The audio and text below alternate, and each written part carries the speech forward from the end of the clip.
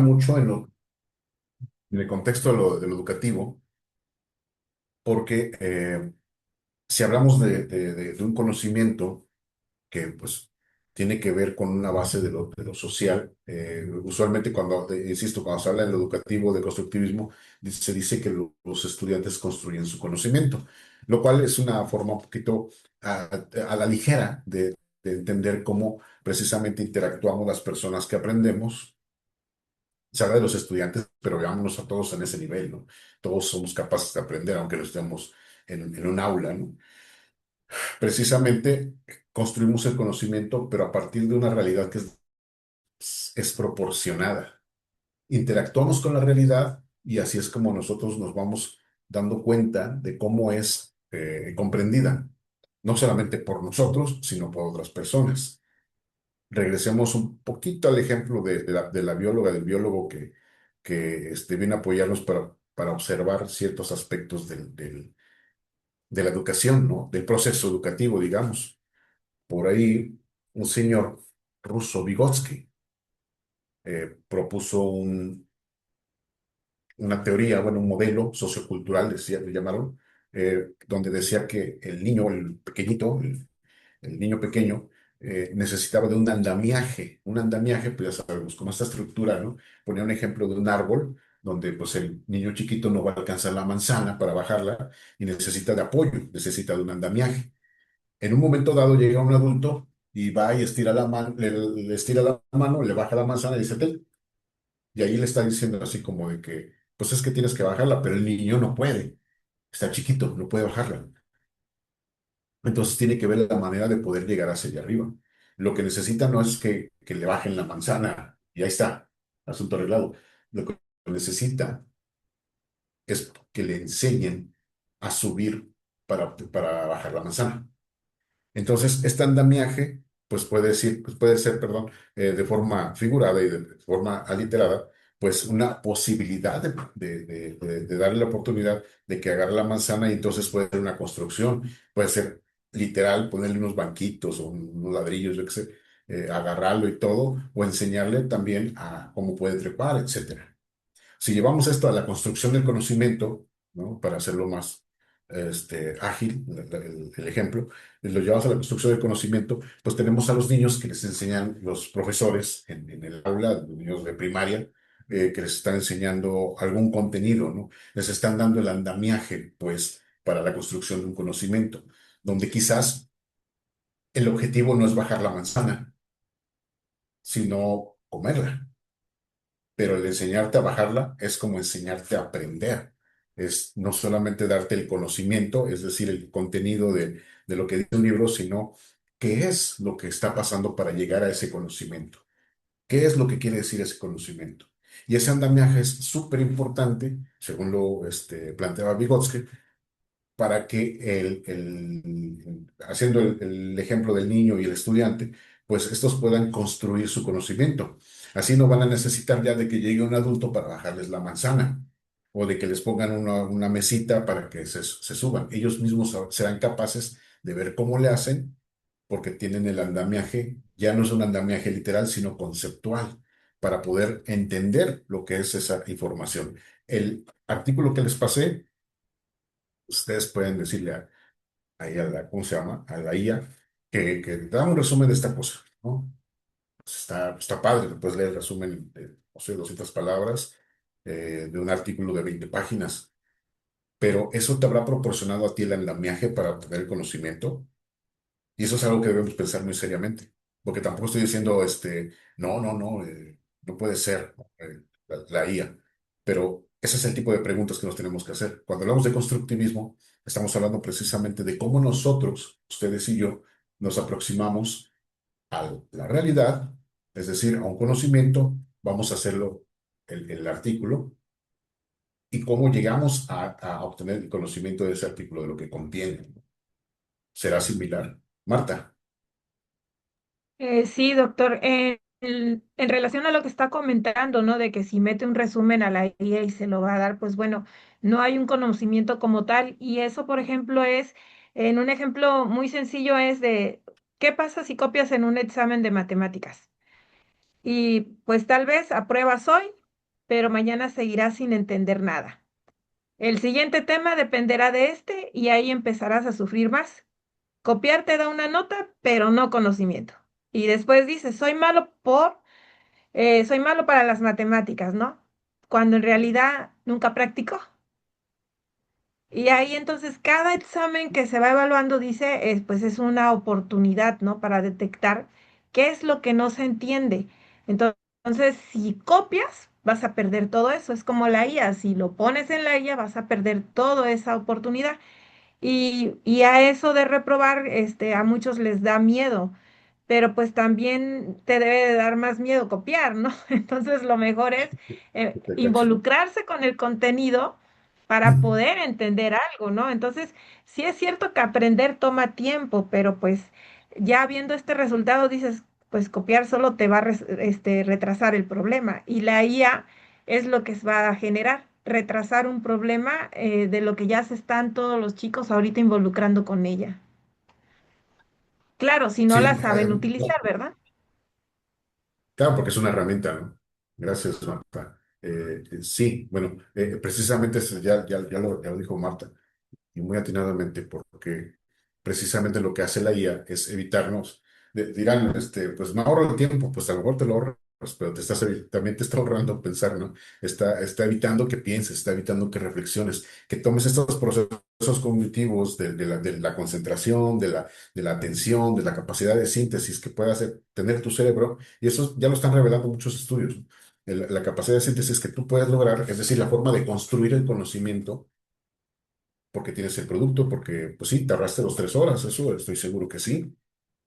La cuestión está en que ahí sacrificaste también ciertos procesos que te iban a permitir a ti construir tu conocimiento, aprender. Marta, Sí, ese es un punto también importante porque creo que aún no han entendido mucho que el conocimiento es un valor agregado. fíjate. Y sí, ¿no? Y pareciera que no es así, ¿no? O sea, si podemos ahorrarnos tiempo, es perfecto, es excelente. Pero la cuestión está que es algo, ya lo decías tú, Marta, es algo que después se va a ver, se va a notar.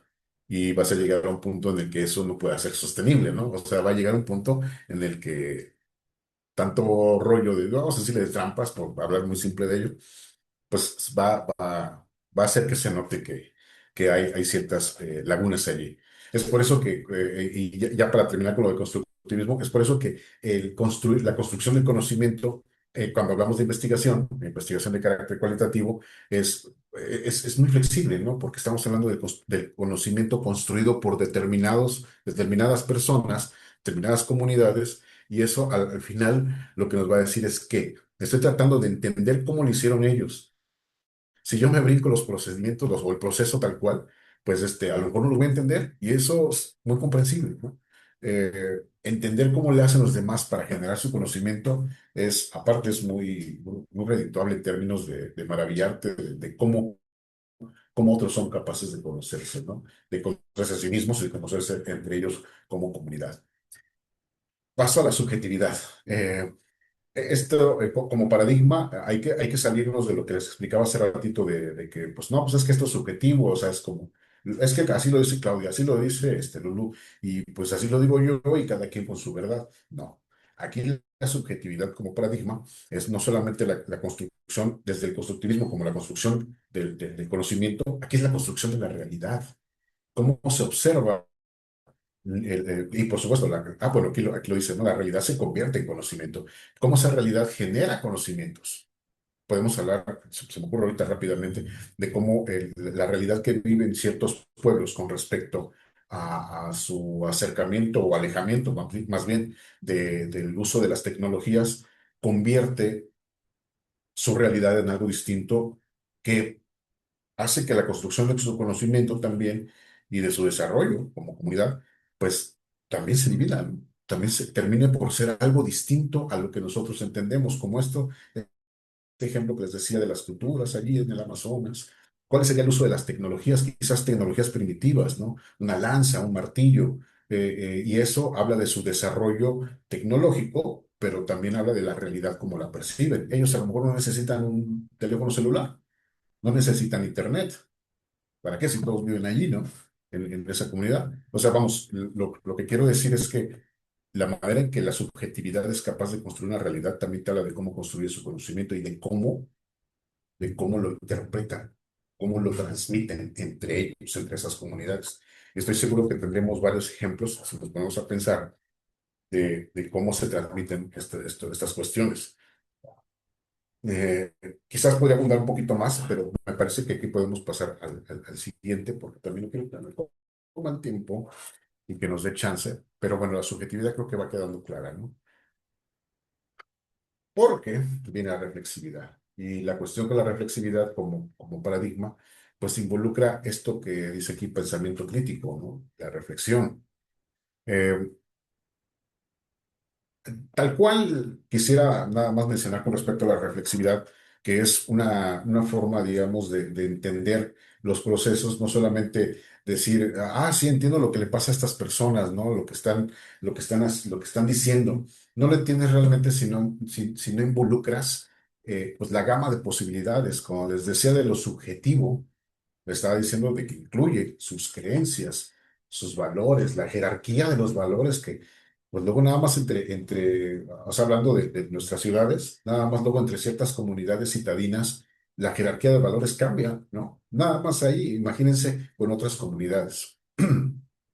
Y yo sé que le estoy dando un tinte marcadamente antropológico al asunto. No soy antropólogo, pero vamos, le doy un tinte marcadamente antropológico cuando hablo de esto como de comunidades y de pueblos y ciudades, pero lo hago más que nada como para dar ejemplos muy delineados, ¿no? Pero piense cuando hablamos de este tipo de cuestiones de las creencias, de los juicios, en que ustedes y yo y aún así, como ahorita que estamos juntos aquí en esta reunión, somos capaces de poder hablar de nuestros valores, de nuestras creencias, y podemos darnos cuenta de cómo difieren o cómo algunas coinciden, ¿no? Y eso no estamos hablando de un fenómeno en el que nos estamos aproximando a una comunidad que esté en la sierra o rural, etcétera, ¿no? Sino que estamos hablando de un contexto citadino, un contexto urbano. Pero eso hace que también existan ciertas creencias que nos permiten tener ciertos juicios de valor para podernos expresar. Si somos críticos al respecto, y no es así como decir, ah, bueno, este cree en otras cosas que yo no las sé, no es por allí, ¿no? No es esa cuestión crítica, sino tener la capacidad de que si, ya, no sé, por ahí alguien tiene una creencia distinta a la mía, no es decir, no, pues sino es entenderlo, es poder tener la capacidad de que exista desde la subjetividad que estamos observando, exista un punto que me permita a mí salirme de mis creencias, es decir, de mis propios sesgos ideológicos para entender al otro, al, el fenómeno, a las comunidades, a las personas que estoy observando. Porque como dice aquí al final, subraya la transparencia del ejercicio de la investigación. Y eso es muy importante, porque se piensa que cuando se hace investigación cualitativa no es objetiva, ¿no? Claro que puede ser objetiva. La cuestión es que hay que entrenar muy padre el ojo crítico para poder hacer. Precisamente ahí está la crítica, ahí está la reflexión. Salirnos tantito de nosotros mismos para entender, pues ahora sí, como dijéramos, al prójimo. Y eso significa que somos capaces de aceptar su subjetividad y ponerla sobre el cuaderno sin que le afecte nuestros propios sesgos, nuestras ideologías, nuestros valores, nuestras creencias. Paso al holismo, porque eso es precisamente de la reflexividad. Estamos permitiéndonos a nosotros, como investigadores, ampliar nuestras posibilidades. Y cuando ampliamos las posibilidades, estamos teniendo una visión holística, es decir, una visión abierta. Eh, Como dice aquí, comprender el todo.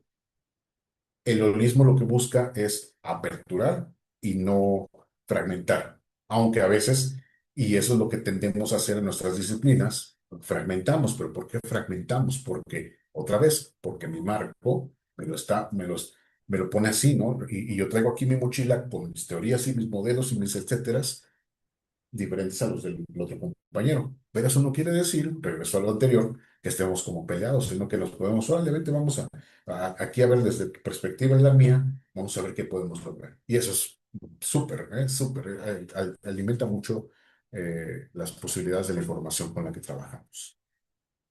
Eso sería entonces buscar la totalidad del fenómeno, aunque estemos fragmentados por los marcos, pero si nos unimos, podemos ampliar esa visión. Eso es una visión de carácter holístico. Ok, bueno, aquí ya viene otro punto. ¿Hasta aquí estamos bien? ¿No hay alguna cuestión, duda, pregunta, etcétera? No, todo bien. Ok, correcto. Mira, hicieron muchos deditos. Bien, entonces,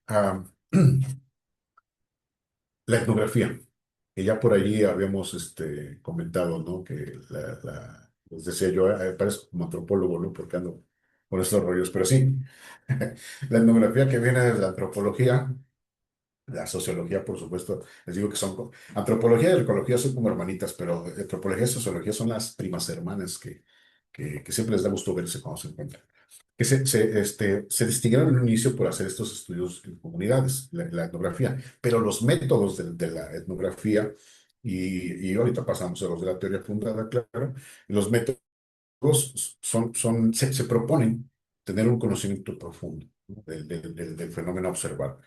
En términos antropológicos, pues sí, claro que ven comportamientos, ven prácticas, valores y creencias. Algunos son como de bitácora, ¿no? Son así de andar casi casi mirando y apuntando. Pero a veces eso no se ve muy bien. Habrá lugares donde te pongas a hacer eso y te van a ver muy raro. Entonces, realmente lo que muchos antropólogos hacen es, ah, se involucran, ¿no? Digamos que se funden con el grupo. Llegan a veces hasta formar parte del grupo. Había un teórico, Malinowski, que decía que eso tenía sus pros y sus contras, ¿no? Podías llegar a involucrarte tanto que hasta podías decir, no, no, no, esto no tiene que salir de aquí y ya valió la investigación, ¿no? O podías llegar a obtener una comprensión tan amplia de esto que darte cuenta que a lo mejor la investigación iba a ser insuficiente, ¿no? O sea, puede generar ciertos problemas ahí existenciales aparentemente, pero eso es en la antropología. Eh, lo que queremos observar aquí, en cuanto al método etnográfico, pues es precisamente su metodología, que eso nos sirve mucho en el contexto de la investigación cualitativa. Entonces, eh, la inmersión, ¿no? La observación. El estar inmerso habla de precisamente de este tiempo que pasan los investigadores con las personas, con estas personas, y que se vuelven participantes de la comunidad. Lo que les decía el ejemplo que decía Malinowski, que pues de repente puede ser un poco difícil, pero sí hay una técnica, se desarrolla una técnica que es la observación, perdón, la observación participante. La observación participante lo que hace es que precisamente verte uno con los demás, con la comunidad que observas. Yo te pongo un ejemplo que sea menos antropológico. Te permite tener una interacción más natural y obtener datos mucho mejores, mucho más, así, datos fehacientes. Si tú vas a hacer una investigación sobre rendimiento laboral de tu oficina, pues más vale que formes parte de ese entorno, ¿no? Si lo haces allí, estás inmerso y sabes qué características tienen bueno, cuando hablamos de rendimiento laboral, pues ya tienes ciertos indicadores, pero tú quieres ver cómo se sienten los trabajadores con respecto a su desempeño laboral. Entonces, ya al estar tú inmersa, allí inmerso, pues estás teniendo una visión pues más amplia que la que tendría yo. Si yo voy a la oficina de Claudia a querer hacer este tipo de observaciones, pues ¿qué tal, Pablo? Pero pues se siente un poco raro, ¿no? No puede haber quizás tanta soltura, tanta identificación, ¿no? Porque también es eso, la metodología de la inversión nos habla del par, ¿no? Es decir, de los que se ven iguales y que no hay jerarquías o que hay separaciones, que hay choques, ¿no? O sea, es el par, es el igual, ¿no? En la inversión. Pasando a recopilato, pues precisamente con este ejemplo, si yo llego a la oficina de Claudia y le digo, bueno, voy a hacer este tipo de investigación, tengo ay, ya rompí esto. Tengo mi bitácora con mis categorías observacionales y, ok, voy a ver cómo se comportan y todo eso. Pero pues, ¿qué tal que como yo soy un extraño o creen que los estoy vigilando, creen que me mandó el jefe o algo así? Pues hasta se van a comportar diferente, ¿no? A mí me pasó haciendo estudios en escuelas que los profesores, como me metía yo por parte de la investigación, eso metodológicamente estaba mal, pero me metía yo al aula, pues los maestros hasta se comportaban diferente y los niños por consiguiente se comportaban diferente porque veían que el maestro se comportaba distinto, ¿no? Entonces, eso obviamente metodológicamente era pésimo, pero, pero significaba que precisamente la recopilación de los datos no fue la mejor porque la actitud o la estrategia de inmersión tampoco fue la mejor. Entonces, bueno, pues por allí también tener eso presente. Bueno, aquí quería yo darnos un respiro para continuar, pero eh, vamos a, vamos a seguirle. Espero que, porque nos come un poquito el tiempo, ¿no? Pero nos tiene que dar chance. ¿Sale? Bueno, ahorita antes del panda, esta metodología cuando hablamos de la etnografía y cuando hablamos de las Eh, Jimena, ¿quieres? Está aplaudiendo. Pensaba que querías hablar. Este, Cuando hablamos de la metodología, ¿no? En el aspecto etnográfico, digamos que aquí se está viendo como una forma muy resumida, pero vamos a ver qué posibilidades, según los temas de ustedes, vamos a ver qué posibilidades tenemos de ampliarlo, ¿no? Aquí es solamente como en aras de irle dando como un enfoque un poquito general, ¿no? Para que vaya quedando claro y ustedes después piensen, bueno, a mí me puede servir esto, me puede servir aquello, o por supuesto, yo estoy para acompañarles, me pueden preguntar a mí. Los alcances de la investigación. Ahora que tenemos cuatro. En la sesión anterior los describí así grosso modo, entonces ahorita lo voy a aventar un poquito rápido. Permítanme tantito, voy a cerrar las ventanas que ya está abierto otra vez.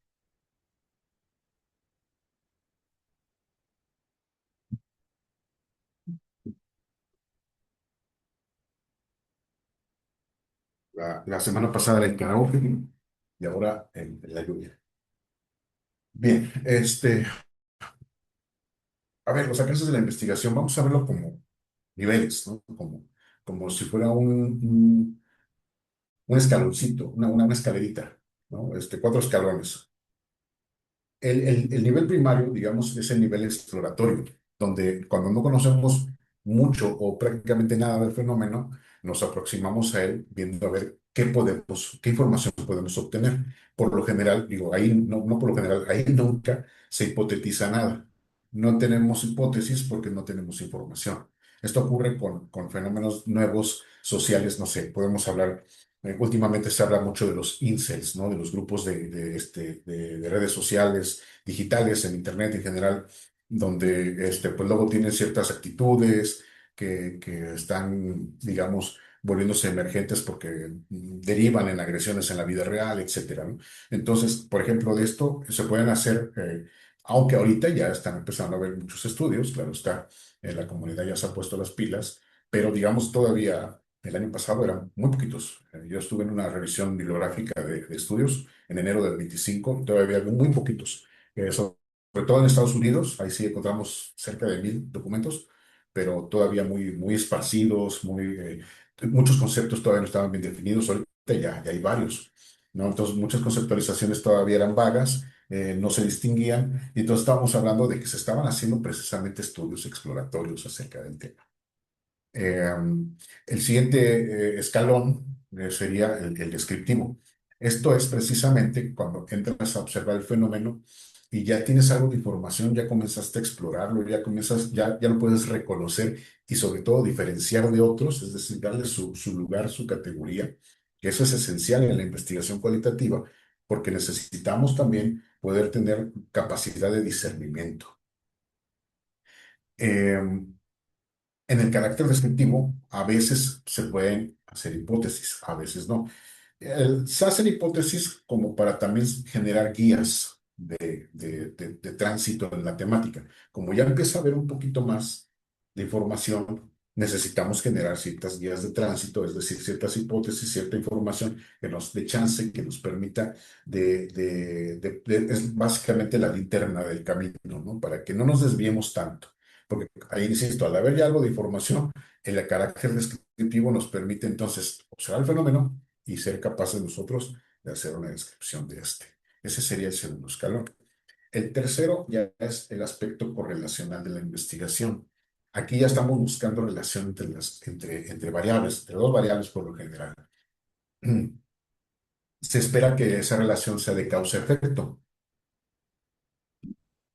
Eso ya surge desde una hipótesis. O sea, ahí ya no hay como de que, no, pues vamos a ver qué pasa, ¿no? Aquí tiene que haber hipótesis.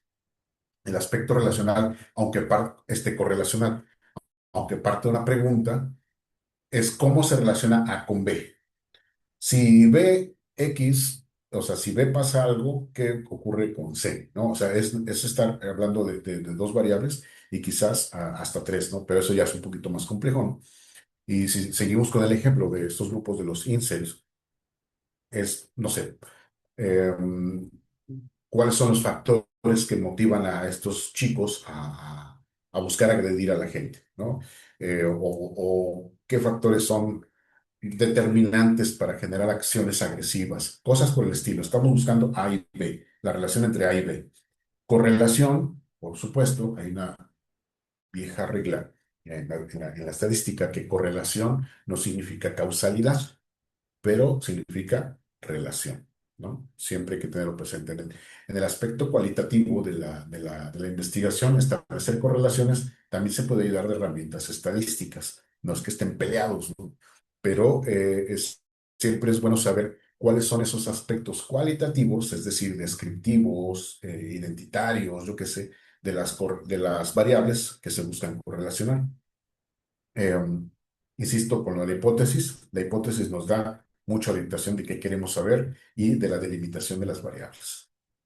Y ya el cuarto escalón es el nivel explicativo, donde ya tenemos suficiente información acerca del fenómeno, que tenemos las variables muy bien definidas, las tenemos muy bien observadas e incluso somos capaces de poder manipular algunas de ellas para ver si existen cambios en la otra variable. Eso ya entramos en términos de investigación experimental, que en el carácter cualitativo muy poquito se da. Sí, sí se llega a dar, pero es así muy raro y en ciertas disciplinas muy escogidas, digamos. Pero, pues bueno, es el cuarto nivel de la investigación, del alcance de la investigación. Ustedes con sus proyectos van a tener que precisamente observar sus preguntas, observar sus objetivos y preguntarse qué alcance tiene la investigación. El hecho de que, por supuesto, el nivel explicativo es más complejo porque necesita de hipótesis, necesita también de hacerse, de tener población muy específica, ya muy delimitada, y metodologías también muy concretas. eh, no quiere decir que no puedan ustedes plantear algo así. Um, si vale la pena mencionarlo, ahorita mismo, el proyecto que ustedes van a hacer como entrega final, que van a ir entregando avances en estas semanas, como vimos en el cuadro, es un proyecto que pues, realmente no se va a aplicar, ¿no? Sabemos de las limitaciones que tenemos de tiempo, de las propias asignaturas, y que, bueno, pues, aunque sería padre, ¿verdad? Pues no hay posibilidad de aplicarlo. Entonces, no piensen tanto o no se preocupen tanto de que si lo van a aplicar. Digo, que si lo quieren aplicar por su cuenta o por parte de su institución, tienen esa posibilidad, pues, adelante, ¿no? Qué mejor, qué padre. Pero vamos, para el ejercicio de la materia, pues se va a quedar en el proyecto. Así que podemos permitirnos ser un poco soñadores con respecto a lo que queremos lograr. Digo, yo lo evaluaré de igual forma, no hay problema. Dentro de las características que les pido, lo evaluaré como debe ser, ¿no? Pero que esté bien planteado. Por eso vamos a ver ahorita. Respiro de unos segundos. Vamos a ver lo que es ya la teoría fundada o la teoría fundamentada. Habíamos visto el etnográfico. La teoría fundada tiene particularidades marcadas. Esto lo que hace es que, como buen método cualitativo, carece de ciertos elementos como la hipótesis. Pero aquí lo curioso, vamos a decir, es que las hipótesis se van generando con base en la información que se va recogiendo. Esto también se utiliza mucho en antropología, pero digamos, dentro de los datos que se van recogiendo, la información nos va permitiendo observar ciertos patrones en los que se comportan los individuos u ocurren las cosas. Esos patrones nos hacen ver que puede haber ciertas actitudes o con ciertos comportamientos que sean predecibles. Y cuando hablamos de lo predecible, es que entonces toda esa información que vamos generando, obteniendo a través de la investigación, nos pueden dar la posibilidad de ir generando una teoría. A eso se refiere con teoría fundamental, ¿no? Incluso nos puede dar, cambiar la dirección del estudio. Hay muchos ejercicios y ahorita vamos a ver cómo hacen esos datos, porque eso es muy importante. ¿Cómo codificamos los datos cuando hacemos teoría fundada o fundamentada? Y, es fundada o fundamentada porque hay autores que le dicen de una forma u otra, pero es lo mismo. Eh, la forma que recogemos los datos nos permite codificarlos para que sea conocimiento verdaderamente valioso y no sean nada más observaciones así que le estamos haciendo ahí como a ver qué pasa. Se codifican de tres maneras. En general, hablamos de la codificación abierta que permite identificar conceptos y categorías. Es decir, podemos observar comportamientos que que sean conceptualizados de formas comunes. No sé, cuando hablamos y estamos observando a un grupo de estudiantes de secundaria y estamos viendo su interacción. Entonces tenemos aquí nuestras categorías, ¿no?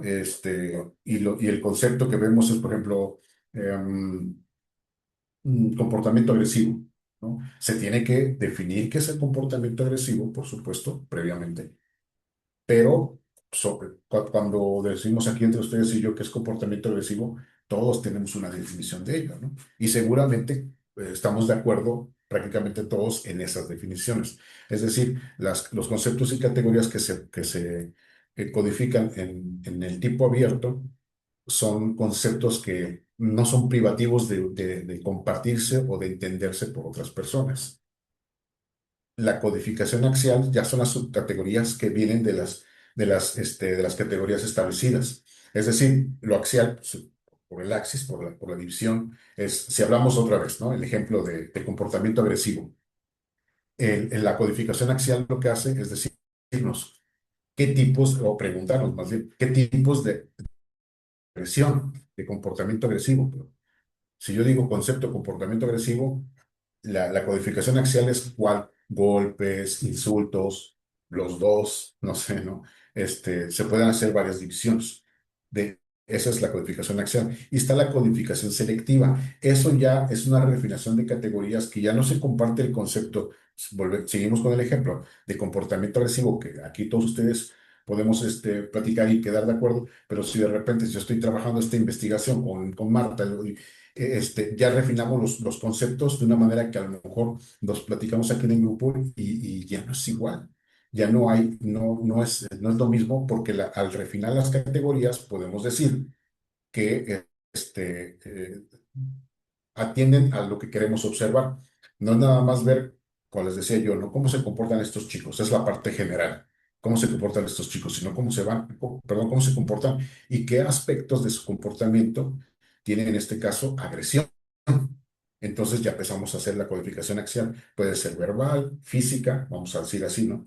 Verbal, física o combinada, para ponerlo muy simple, que va a haber muchas, por cierto. Pero ahí son las categorías madre, digamos, y cuando se hace la codificación selectiva podemos decir que en la verbal puede haber insultos, ¿no? Pero ¿qué clase de insultos? Porque cuando se dicen, oye, güey, pues sabemos que no es realmente un insulto, sino que así, pues, así se habla mucha gente, ¿no? Y no es necesariamente un insulto. Entonces tenemos que ver cómo elevan la apuesta del insulto para decir, esto es una agresión. Esta persona está siendo agredida por aquella otra, ¿no? Entonces ya esa refinación de las categorías convierte la codificación en selectiva, que ya es propia del estudio y cuando se comienza a conceptualizar, es decir, a nutrir, lo que estamos haciendo es poderle dar ya un fundamento, de ahí teoría fundamentada, como un aspecto teórico de lo que estamos observando. Sí quedó claro esta parte de la codificación de los datos. Yo espero que Sí, sí. sí, doctor. La codificación sí. Ah, La parte que me llamó la atención fue la de cómo empezar a reunir información y después la teoría, ¿no? Como que esto a lo mejor yo en mi caso no estoy muy acostumbrado primero a la teoría sobre la hipótesis y de ahí partir, ¿no? Pero sí está interesante.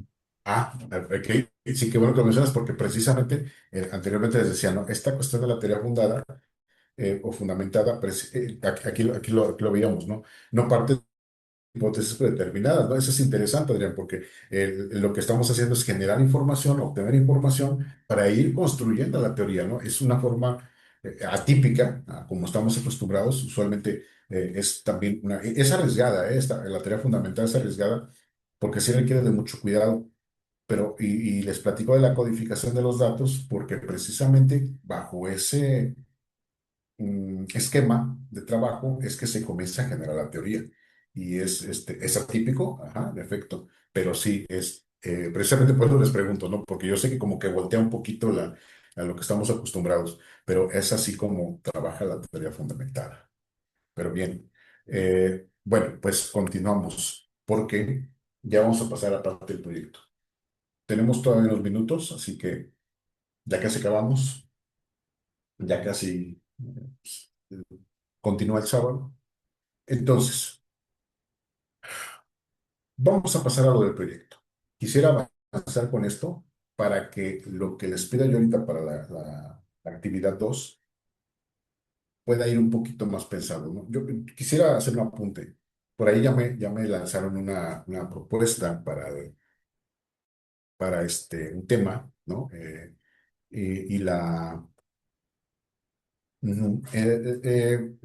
Quisiera que, bueno, yo sé que pueden tener alguna idea. Yo les decía la semana pasada, vayan pensándole, vayan ahí como maquinando algo.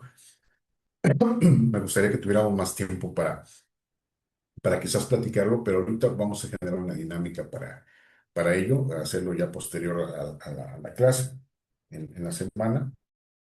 Entonces me permito nada más explicarles grosso modo cómo vamos a hacer, cómo vamos a ir armando el proyecto, ¿sale? Para que ya con base en esto los planteamientos que ustedes vayan haciendo de tema y todo eso, pues ya vayan encajando aquí, ¿no? Y ya vayamos un poquito sobre una marcha más firme. Entonces,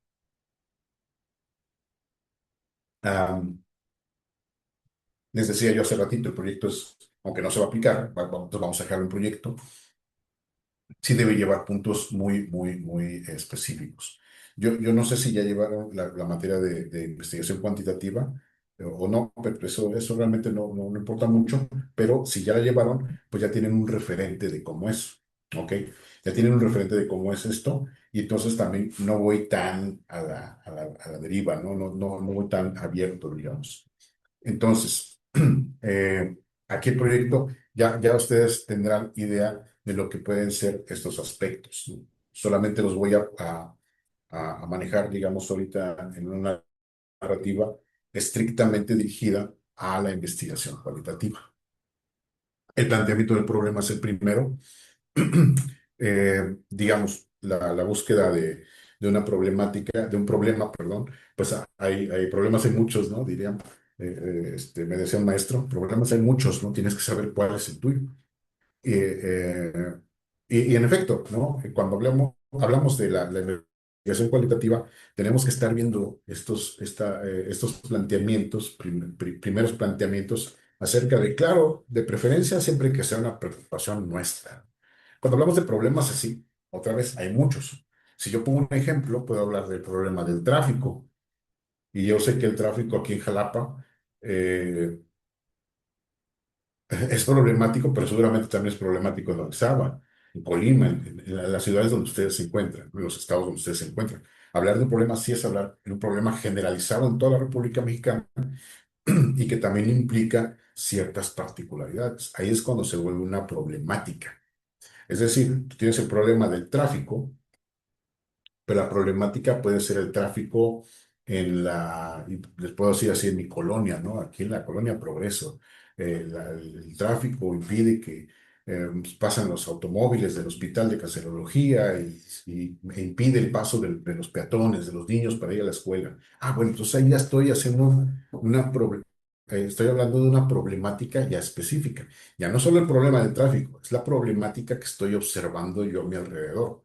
porque si me quedo en problema, repito, nos vamos a ir ahí a ver, Adrián, ¿cómo está por allá? No, a ver, Marta, ¿cómo está por allá? Y entonces en una de esas, pues nada más nos quedamos en lo meramente amplio y no estamos haciendo una problemática que nos sea, pues, permitible abordar.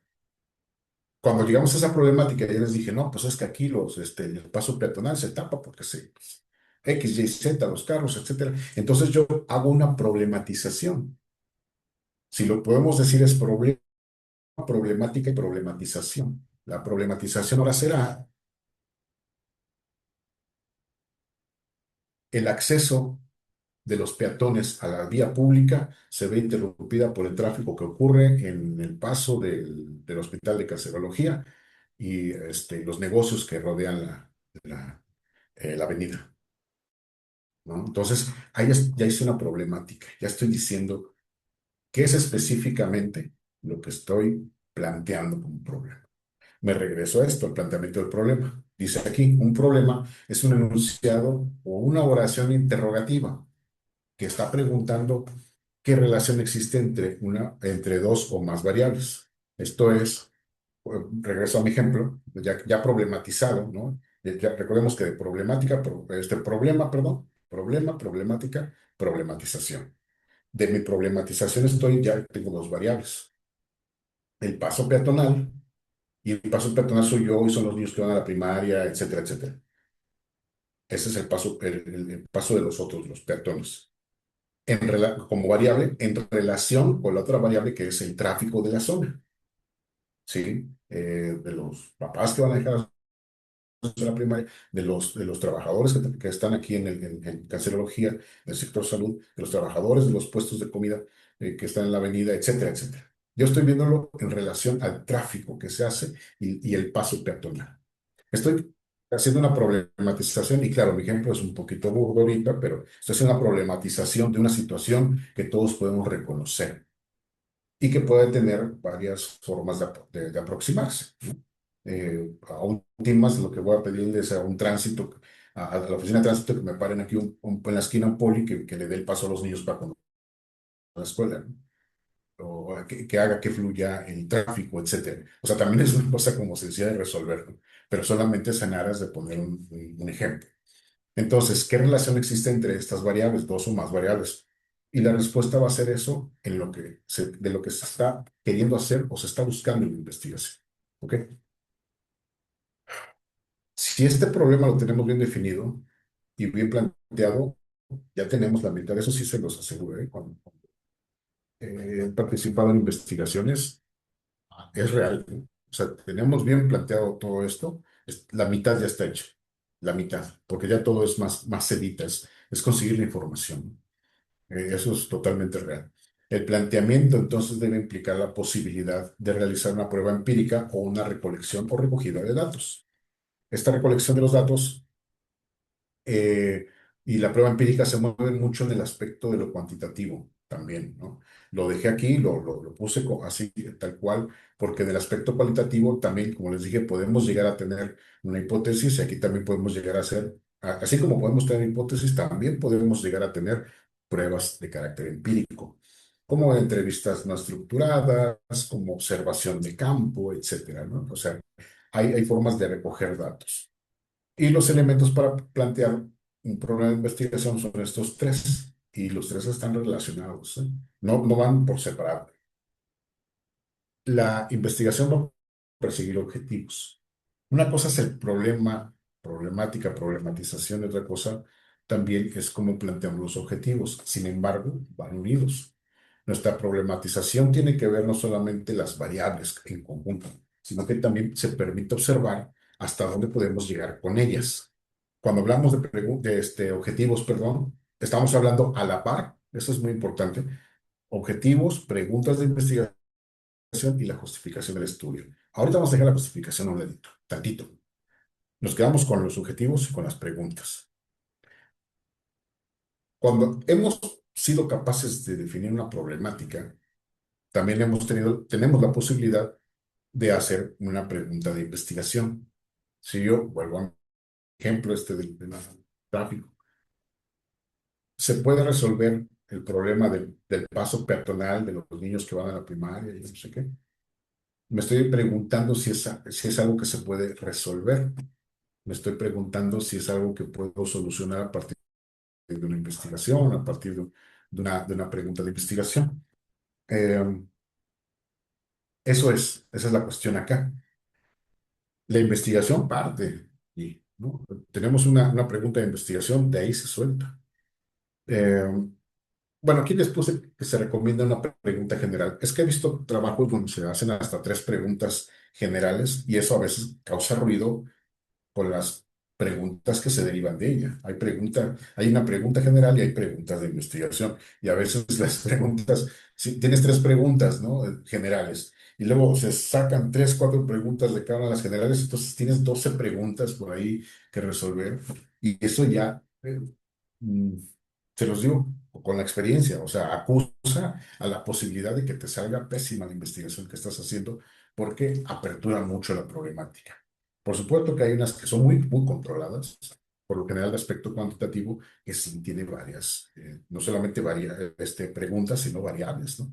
Entonces, bueno, pues eso es algo que les digo, aquí vamos a partir de una pregunta general, ¿sí? Y tratar de que la pregunta no sea algo que se responda como sí o no, como mi planteamiento aquí eh, que les decía yo, ¿se puede resolver esta cuestión? Pues es una pregunta de sí o no. Tengo que generar una pregunta que no se conteste de esa forma, sino que se pueda llevar a cabo una respuesta que permita que no solamente los niños puedan irse a la primaria y evitar el tráfico, obviamente evitar accidentes, es lo primordial, ¿no? Que atropellen a un niño, o que haya un accidente de un auto estrellándose en un puesto, ¿no? Por lo estrecho que está el paso, etcétera, ¿no? Peleas. O sea, tenemos que verlo todo en las posibilidades. Y entonces la pregunta debiera ser algo como, ¿cuál es la posibilidad de que se resuelva la problemática del paso? ¿O existen vías alternas para los automóviles? O sea, yo me comienzo a hacer preguntas que me permitan dirigirme a buscar una solución, no a que alguien me diga si se puede o no se puede. Y claro, las preguntas les decía yo, las que se derivan de la general, específicas o particulares, que se desprenden, ¿no? O se desglosan de la pregunta general. Eh, en la investigación cualitativa, pues las preguntas las van a ver ustedes manejadas así, como cuál es la influencia de tal variable sobre esta otra tal variable. ¿Cómo se relaciona la de correlación, ¿no? Tal variable, la variable A con la variable B. ¿Qué factores inciden en que ocurra tal fenómeno? ¿Qué determina que ocurra, qué determina que tal fenómeno pase de esta forma y no de aquella otra? ¿No? Cosas por el estilo.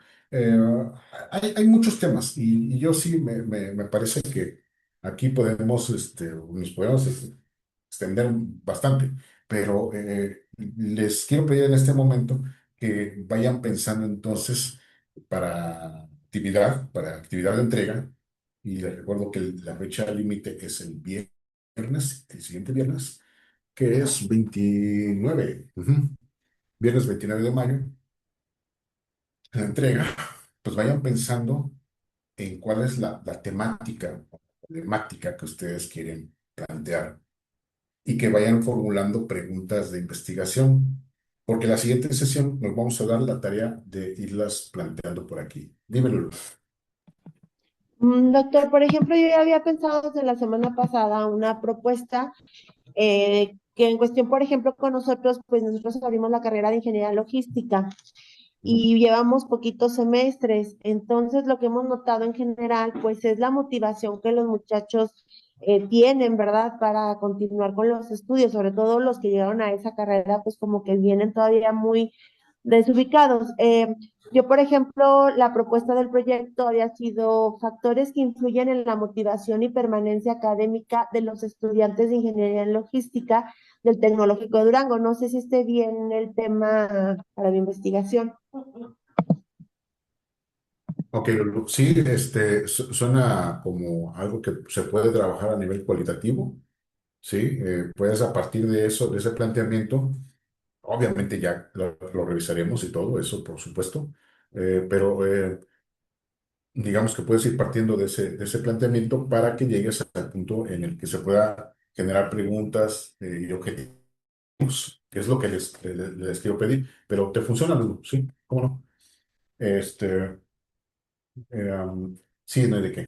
Entonces, lo que les quiero pedir para entrega el viernes, y ahorita vamos, me permiten para un detallito, es primero generar un planteamiento del problema. O sea, punto número uno para entrega, planteamiento del problema. Como ya vimos ahorita, alguna problemática que ustedes identifiquen, como ahorita nos acaba de platicar Lulu, algo que ya observan, incluso Lulu nos lo dijo, ¿no? Bueno, es una cuestión que yo vi, es una cuestión que ustedes, de preferencia, algo que ustedes observen en su ámbito laboral, su ámbito, pues puede hacer algo personal, ¿no? Que observen en el ámbito de lo personal, porque siempre tiene que ver con tener esta relación, ¿no? Con la situación problemática que se está observando. Entonces, un primer planteamiento del problema, vamos a decir así, vamos a utilizar parte de la siguiente sesión en irlos ahí destripando para poder ver cómo van quedando. Yo creo que ustedes ya tienen cierta experiencia y no va a ser tanto rollo poderlo desarrollar, no es tanto rollo. Pero sí vamos a irlo haciendo con cuidado para que podamos ir perfilando esta información que vamos a ver un poquito más la siguiente semana acerca de lo que es la investigación de carácter cualitativo, ¿no? Vamos a ver cómo se definen las, mm, las poblaciones, ¿no? Los diseños, etcétera, ¿no? Sí es individual la alumna, es individual. El segundo punto es generar objetivos. Y por consiguiente, el tercer objetivo, tercer punto, perdón, a desarrollar es las preguntas. De nada, Alondra. ¿Sí? Entonces, número uno, el planteamiento de un problema. Número dos, objetivos. Y tres, preguntas. Les recuerdo, los objetivos van muy pegados a las preguntas. Aquí viene todavía una explicación del objetivo general, pero pues ya son 9:10. Entonces, ya saben, yo les paso el documento, y, y ustedes lo revisan. Y les quería decir, si me permiten aconsejarles algo, traten de irlo checando, así no se esperen como por el jueves, ¿no? Váyanlo checando la semana. Si ustedes gustan, me pueden ir mandando al correo como que así sus primeros avances, como de que, a ver, porque mira, tengo esto, ¿qué tal? Y lo vamos testeando con gusto y sin problema alguno. ¿Sale? Para que compensemos un poquito también este ritmo de la clase y podamos profundizarle. ¿Vale? Entonces, con todo gusto me lo pueden ir mandando. Y por eso les diría yo, váyanse así como que, pues no les digo que ahorita se pongan a pensarle, ¿no? Pero váyanse ahí como planteando algunas problemáticas que ustedes que vayan observando, que se vayan preguntando a sí mismos, que siempre ocurre, siempre nos preguntamos ciertas cosas y luego, pues aquí a lo mejor ahí está el chance, ¿no? De plantearlo como un proyecto de investigación cualitativa. ¿Sale? Ya saben, el material se los paso, el del encuadre y yo se los paso mañana temprano, aquí que sea con el doctor Lázaro o con Carla, que nos apoyan para hacerles el envío. Y cualquier cosa, pues ahí estamos en el correo, ¿no? Y bueno, a ver, antes de que termine con el correo, porque tengo que hablar con Adrián, ¿hay alguna pregunta, alguna duda, algún comentario? Todo bien, doctor. Todo bien, doctor, gracias. Gracias, todo bien. Todo bien, Gracias, Correcto. todo bien. Bien, entonces, pues damos por terminada la sesión. Les haré llegar la información y pues nada más les recuerdo, ¿no? Que estos 3 puntos son para la entrega a más tardar el viernes, por favor, para que me den chance de revisarles con cuidado, con detalle.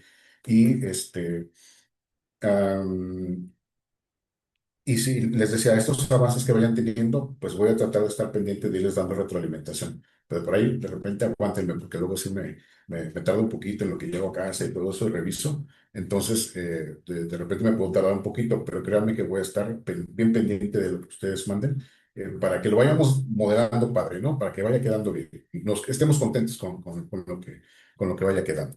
¿Sale? Entonces, pues eso sería todo por mi parte. Gracias por estar aquí hasta estas horas y pues pasen buena noche. Aprovechen lo que queda de sábado. ¿Sale? Hasta luego. Y Adrián, vamos a ver Hasta ahorita. luego, muchas Hasta gracias. luego, buenas noches. Gracias, Hasta doctor. luego, Buenas buenas noches noches. a todos. Gracias, Gracias, A doctor. todos doctor. Hasta igual, luego. gracias. Buenas noches. Hasta luego. Ok, Adrián, a ver, déjame entrar al Perfecto. correo, ¿sí? Porque sí vi que Sí, me regresó. ok.